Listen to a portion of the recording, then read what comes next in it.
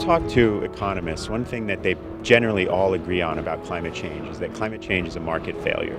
And it's been said to be the greatest market failure in the history of human civilization. What that means is that if you have an economy where prices are determined because people are buying and selling things, and you have a more or less kind of open and democratic process, you should be able to know the value of something based on what happens in that marketplace. But in the climate crisis, what we've seen is that the prices for fossil fuels are not the right prices.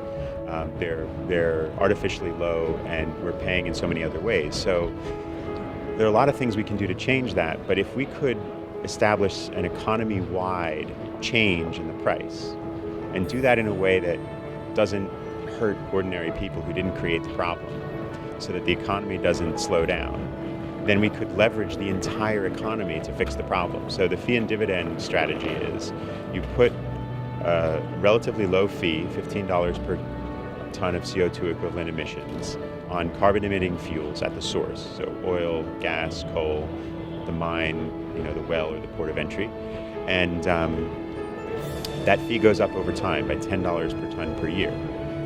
What you do with all of that money is you give it right back to households. So every single household gets the same check. So you and I get the same check as a billionaire gets, up to 2 units per capita per adult, and up to 2 half shares for kids.